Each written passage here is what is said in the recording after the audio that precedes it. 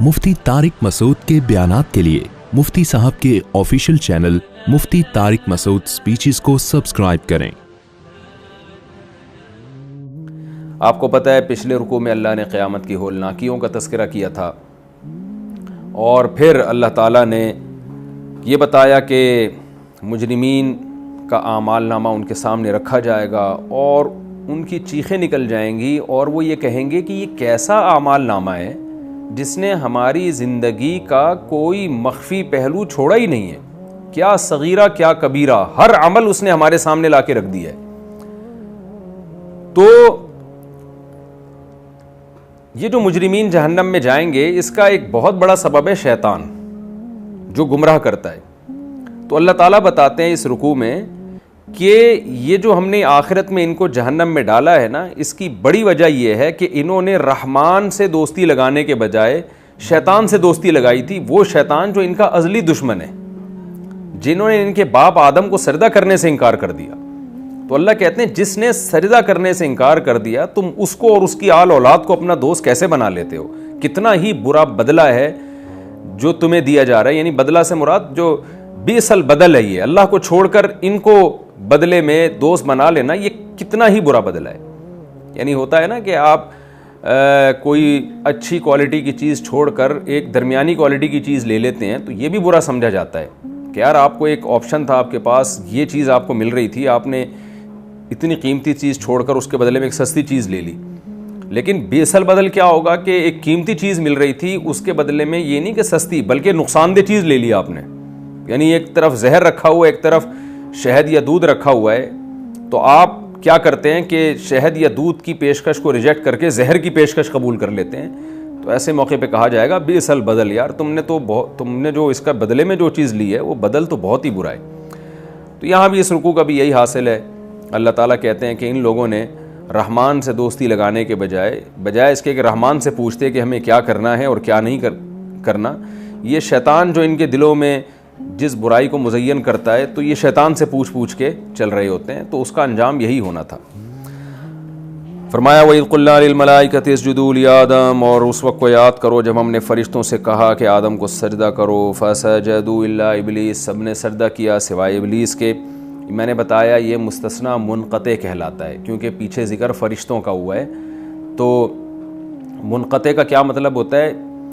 جب ہم کسی کلام کو کسی کلام سے مستثنیٰ کرتے ہیں نا، خارج کرتے ہیں، مستثنیٰ ذرا مشکل لفظ ہے، تو ما بعد ما قبل کی کبھی جنس میں ہوتا ہے کبھی نہیں ہوتا، مشکل اردو ہے، میں ذرا آسان الفاظ میں مثال سے سمجھاتا ہوں۔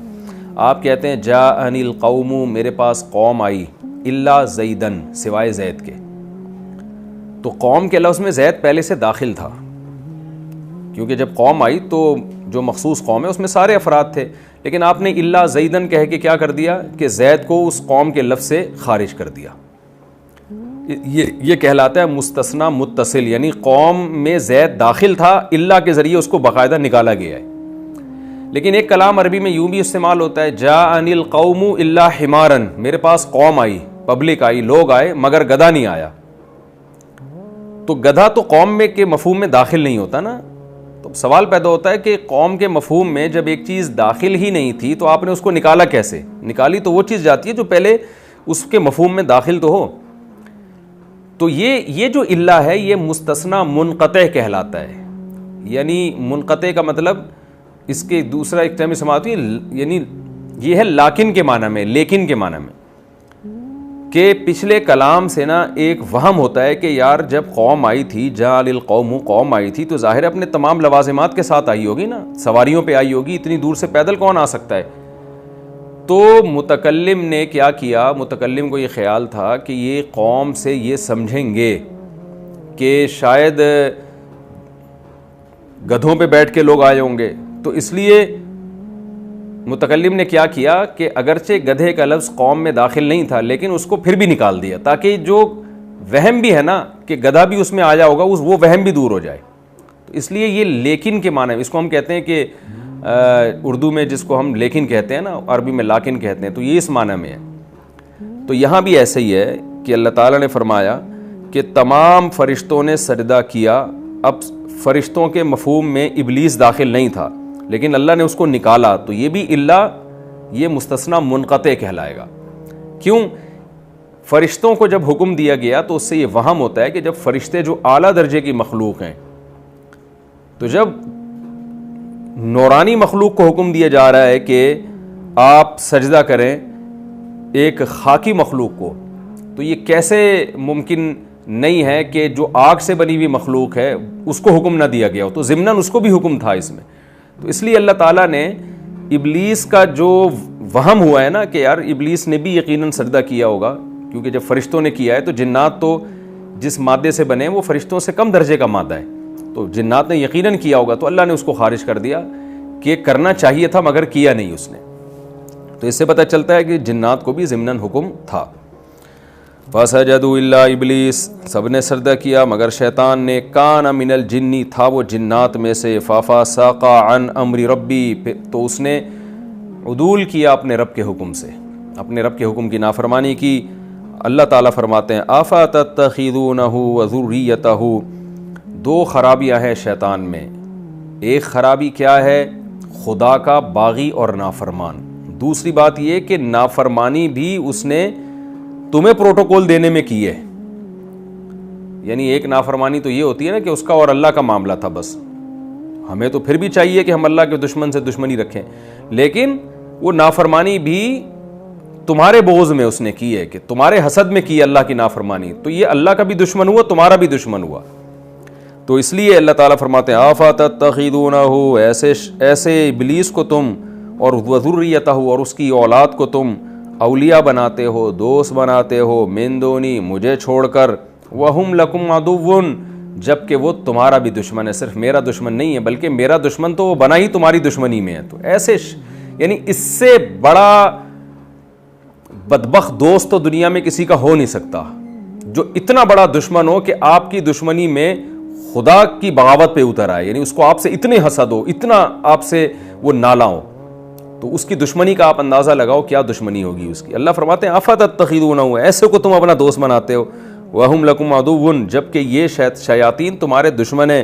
بِئْسَ لِلظَّالِمِينَ بَدَلًا، واقعی ظالموں کے لیے بہت ہی برا بدل ہے کہ خدا کو چھوڑ کر کسی کو دوست بنانا بھی تھا تو کم درجے کے دشمن کو بنا لیتے نا. اتنے بڑے دشمن کو تم نے، اتنے بڑے دوست کو چھوڑ کر جو تمہارا خیر خواہ ہے اللہ تعالیٰ، ایسے دشمن کو تم نے اپنا دوست بنا لیا.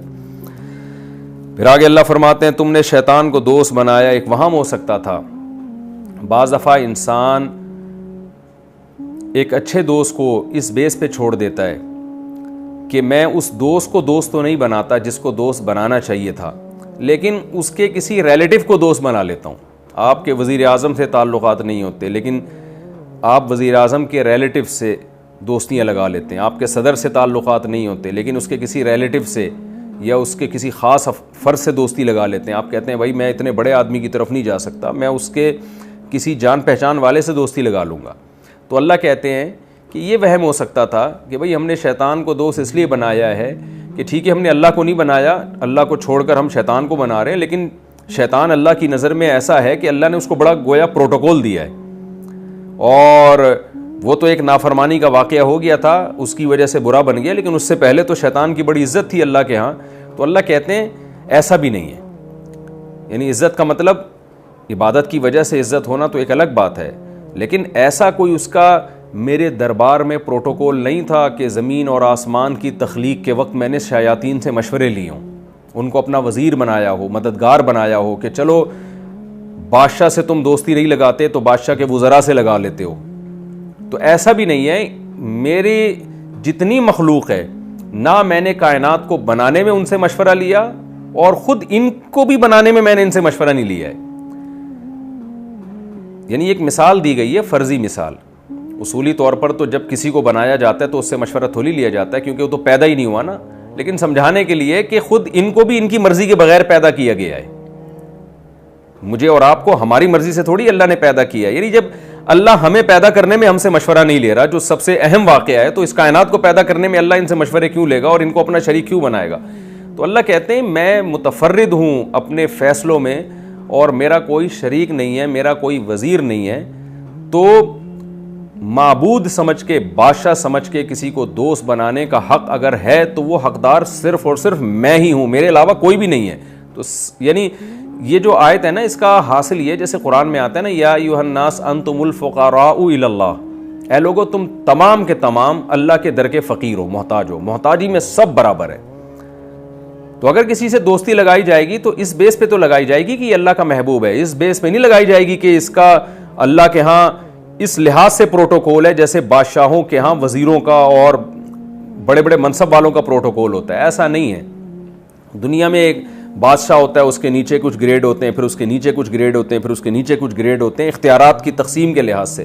اللہ کے ہاں ایسا نہیں ہے. اللہ متفرد ہے، سارے اختیارات اسی کے پاس ہیں، نہ کائنات کو بنانے میں اس کا کوئی شریک ہے، نہ خود اس مخلوق کو پیدا کرنے میں اس نے کسی کو مددگار بنایا، بلکہ ان سے مشورہ بھی نہیں لیا کہ ہم تمہیں پیدا کرنا چاہتے ہیں. اتنی بھی اللہ نے ان کو اہمیت نہیں دی، کیونکہ وہ اپنے فیصلوں میں خود مختار ہے. تو اس لیے اس کو چھوڑ کر کسی کو ایسا دوست بنا لینا کہ اس کے مقابلے میں اس کی اطاعت شروع کر دینا، یہ پرلے درجے کی حماقت اور بے وقوفی ہے. تو اللہ تعالیٰ فرماتے ہیں ما اشہدتہم خلق السماوات والارض، میں نے ان شیاطین کو آسمانوں اور زمین کی پیدائش میں گواہ بھی نہیں بنایا.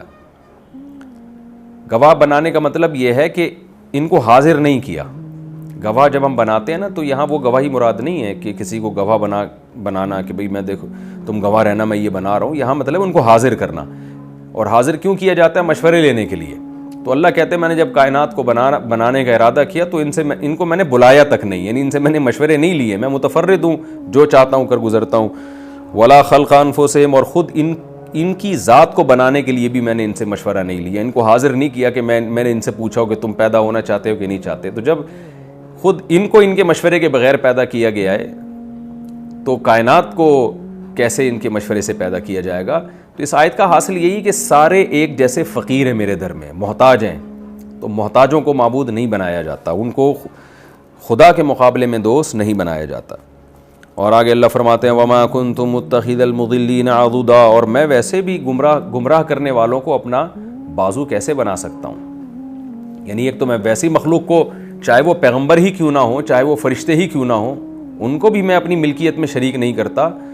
تو جب ان کو نہیں کرتا، ان سے میں نے کائنات بنانے میں مدد نہیں لی، تو میں گمراہ کرنے والے شیاطین جو میرے دشمن ہیں ان سے میں کیسے مدد لے سکتا ہوں؟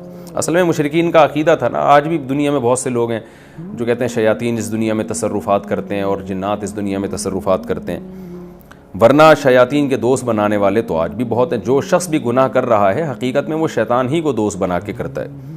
وَيَوْمَ يَقُولُ نَادُوا شُرَكَائِيَ الَّذِينَ زَعَمْتُمْ، اللہ فرماتے ہیں اور اس دن کو یاد کرو جس دن اللہ کہے گا نادو شرکائی، میرے شرکا کو آج تم بلاؤ، جن کو تم سمجھتے تھے کہ یہ بہت طاقتور ہیں، پاورفل ہیں، ان کے پاس اختیارات ہیں، جن کے بارے میں تمہارا خیال تھا. فدعوہم، یہ لوگ ان کو بلائیں گے. فلم یستجیبوا لہم، تو ان کے شرکا کی طرف سے ان کو لبیک نہیں کہا جائے گا، ان کی پکار کا جواب نہیں دیا جائے گا. پکار کا جواب کا مطلب وہ جواب جو ان کے فائدے کے لیے ہو، کہ وہ ان کی مدد کے لیے آ جائیں.